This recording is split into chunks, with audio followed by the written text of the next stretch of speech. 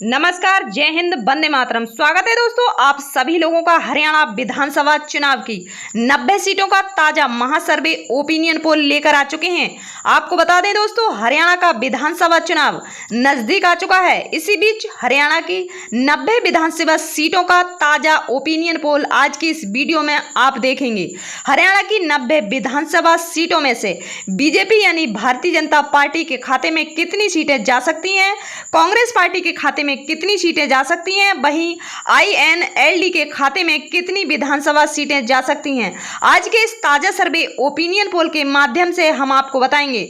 आपको बता दें दोस्तों, हरियाणा राज्य के अंदर सरकार बनाने के लिए 46 विधानसभा सीटें जीतने की आवश्यकता है। चलिए आपको बता दें कि कौन सी पार्टी बहुमत के आंकड़े से पिछड़ती हुई नजर आ रही है। उससे पहले दोस्तों, वीडियो पसंद आए तो वीडियो को लाइक और चैनल को सब्सक्राइब जरूर कर लें, क्योंकि देश विदेश की तमाम ताज़ा बड़ी खबरें आप लोगों को हमारे चैनल के माध्यम से मिलती रहेंगी। और दोस्तों, हरियाणा में आप लोग किसकी सरकार बनते हुए देखना चाहते हैं, हमें कमेंट बॉक्स में जरूर बताएं। चलिए दोस्तों, वीडियो को शुरू कर लेते हैं और देखते हैं हरियाणा का सबसे पहला जिला। सबसे पहले दोस्तों बात कर लेते हैं जींद जिले की। जींद जिले में विधानसभा की 5 सीटें आती हैं। बीजेपी के खाते में 1, कांग्रेस के खाते में 2, अदर पार्टियों की बात करें तो 1 विधानसभा सीट जाने का अनुमान है। वहीं आईएनएलडी के खाते में भी 1 विधानसभा सीट जाती हुई नजर आ रही है। वहीं बात कर लेते हैं अगला जिला पलवल की। पलवल में विधानसभा की 3 सीटें आती हैं। कांग्रेस के खाते में 2, बीजेपी के खाते में 1, अदर पार्टियों की बात करें तो खाता खुलने की संभावना नहीं है। वहीं आईएनएलडी का भी खाता खुलने की पलवल जिले में कोई संभावना नहीं है। चलिए इसी के साथ बात करते हैं हरियाणा के अगला जिला भिवानी की। भिवानी में विधानसभा की 4 सीटें आती हैं। बीजेपी के खाते में 1 सीट, कांग्रेस के खाते में 3 सीट। भिवानी जिले में कांग्रेस इंडिया महागठबंधन को फायदा मिलता हुआ नजर आ रहा है। वहीं बीजेपी को नुकसान का सामना करना पड़ सकता है और अन्य पार्टियों का खाता खुलने की संभावना नहीं है। चलिए इसी के साथ बात करते हैं झज्जर जिले की।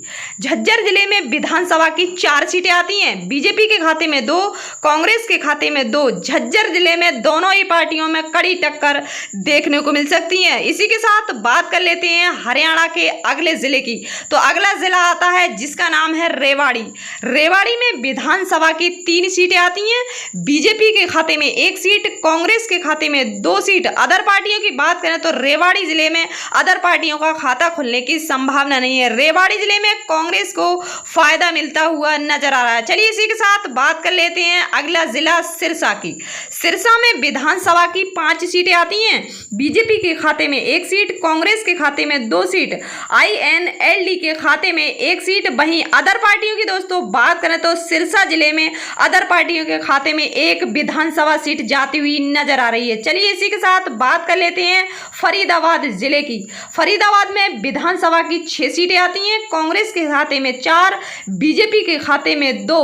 कांग्रेस को फरीदाबाद जिले में काफी फायदा मिलता हुआ नजर आ रहा है। वहीं बीजेपी को काफी नुकसान का सामना करना पड़ सकता है। चलिए अब बात कर लेते हैं सोनीपत जिले की। सोनीपत जिले में विधानसभा की 6 सीटें आती हैं। कांग्रेस के खाते में 3 सीटें, बीजेपी के खाते में 2 सीट। वहीं आईएनएलडी की बात करें तो इनकी पार्टी के खाते में 1 विधानसभा सीट जाने का अनुमान है। चलिए इसी के साथ बात कर लेते हैं हरियाणा के अगले जिले की। अगला जिला आता है मेवात नूह। मेवात नूह में विधानसभा की 3 सीटें आती हैं और 3 की 3 सीट कांग्रेस के खाते में जाती हुई नजर आ रही है। मेवात नूह में बीजेपी को सुपड़ा साफ होता हुआ दिखाई दे रहा है। चलिए इसी के साथ बढ़ते हैं हरियाणा के अगले जिले की तरफ। तो अगला जिला आता है महेंद्रगढ़। महेंद्रगढ़ में विधानसभा की 4 सीटें आती हैं। बीजेपी के खाते में 1 सीट, कांग्रेस के खाते में 3 सीट। वहीं अदर पार्टियों की बात करें तो महेंद्रगढ़ में अदर पार्टियों का खाता खुलने की संभावना नहीं है। इसी के साथ बात कर लेते हैं हरियाणा के अगले जिले की। तो दोस्तों अगला जिला आता है करनाल। करनाल में विधानसभा की 5 सीटें आती हैं। करनाल जिले में बीजेपी का सुपड़ा साफ होता हुआ नजर आ रहा है। वहीं कांग्रेस को 4 सीटें मिलती हुई नजर आ रही हैं और अन्य दल की बात करें तो अन्य दल के खाते में 1 विधानसभा सीट जाती हुई दिखाई दे रही है। चलिए इसी के साथ बात कर लेते हैं कैथल की।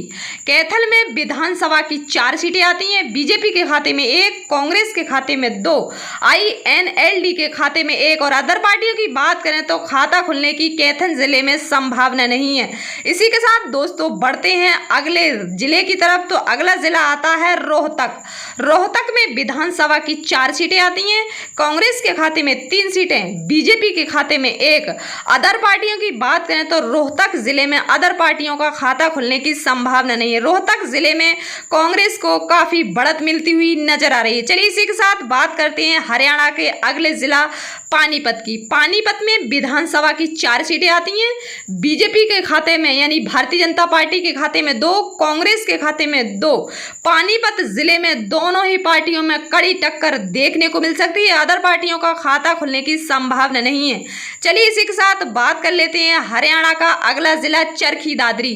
चरखी दादरी में विधानसभा की 2 सीटें आती हैं और 2 की 2 सीट कांग्रेस के खाते में जाती हुई नजर आ रही है। चरखी दादरी में बीजेपी यानी भारतीय जनता पार्टी का पूरी तरह से सफाया होता हुआ नजर आ रहा है और अन्य पार्टियों का भी खाता नहीं खुला है। चलिए अब बात कर लेते हैं फतेहाबाद की। फतेहाबाद जिले में विधानसभा की 3 सीट आती हैं। बीजेपी के खाते में 1 सीट, कांग्रेस के खाते में 2 सीट। अन्य पार्टियां जो फतेहाबाद में उनका खाता खुलने की यहां कोई संभावना नहीं है। बीजेपी को नुकसान का सामना करना पड़ सकता है। चलिए इसी के साथ बात कर लेते हैं अगला जिला कुरुक्षेत्र। कुरुक्षेत्र में विधानसभा की 4 सीटें आती हैं। बीजेपी के खाते में 1 सीट, कांग्रेस के खाते में 2 सीट, INLD के खाते में 1 विधानसभा सीट जाती हुई दिखाई दे रही है। ये कहें कि कुरुक्षेत्र में बीजेपी को झटका लगता हुआ नजर आ रहा है। चलिए अब बात कर लेते हैं अंबाला की। अंबाला जिले में विधानसभा की 4 सीटें आती हैं।